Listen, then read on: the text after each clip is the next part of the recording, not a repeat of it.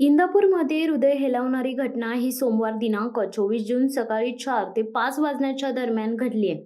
15 वर्षाचा संस्कार मोबाईलच्या दुष्परिणामामुळे घर सोडून गेला. संस्कार राऊत याची बहीण संस्कृती राऊत हिने ही माहिती पत्रकारांना दिली.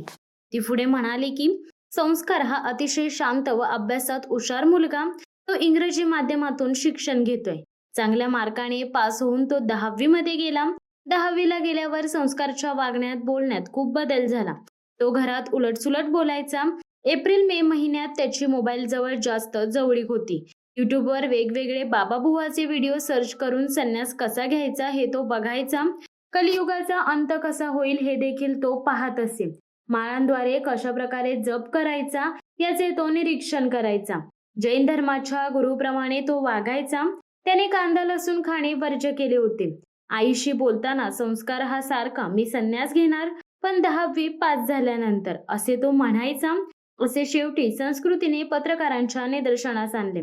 संस्कारची आई ही इंदापूरमध्येच काम करून राहते तर वडील हे गुजरात सुरत येथे काम करत आहेत. संस्कार आणि संस्कृती ही 2 मुले त्यांना आहेत. संस्कृती 12वीचे शिक्षण घेत आहे. 2 दिवस शनिवार रविवार सुट्टी असल्याने संस्कृती ही आजीकडे गेली होती. घरी फक्त संस्कार आणि त्याची आई दोघेच होती. त्यावेळी सोमवारी सकाळी पहाटे 4 ते 5 वाजण्याच्या दरम्यान संस्कार हा घर सोडून निघून गेला. संस्कार हा इंग्रजीमध्ये शिक्षण घेत आहे तरीही त्याने मराठीमध्ये सुंदर हस्ताक्षरात चिठ्ठी लिहिली.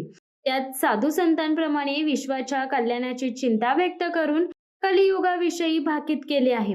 चिठ्ठीत त्याने मला जीवनाचे सार समजले असून मला शोधण्याचा कोणी प्रयत्न करू नये. कलियुगाचा अंत हा आता जवळ आला आहे.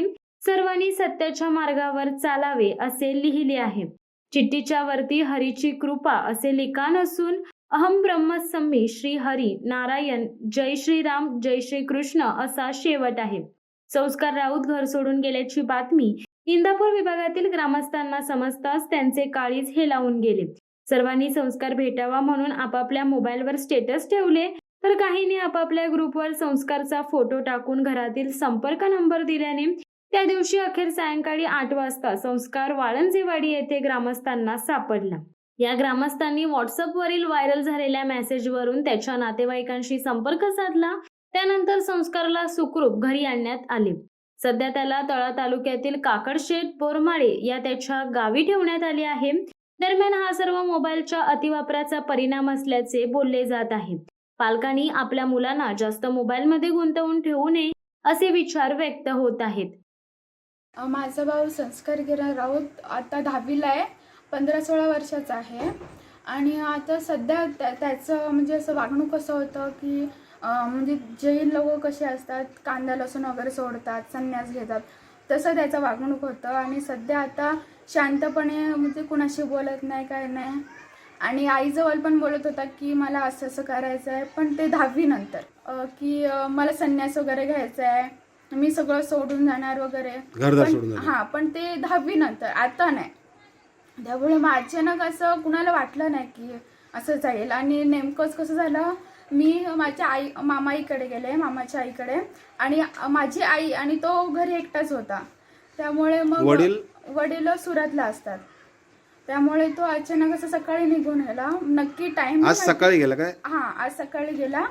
नक्की टाइम नाही माहिती, पण 4 ते 5:30 असं दरम्यान गेलेला आहे. आणि युट्यूबवर त्याची सर्च हिस्ट्री अशी होती की संन्यास वगैरे कसं घ्यायचं, जगन्नाथपुरीचं इन्फॉर्मेशन वगैरे, असं कलियुगचा अंत, त्याचं म्हणजे कलियुगमध्ये असं कल्की अवतार होणार आहे असं त्याची सर्च हिस्ट्री असायची. माल जपायचं कसं अशी सर्च हिस्ट्री असायची त्याची. लिहून ठेवलेलं एक नोट होती की मला जीवनाचा सार समजलेला आहे, मी संन्यास घेत आहे आणि मला शोधण्याचा प्रयत्न करू नका असं होतं.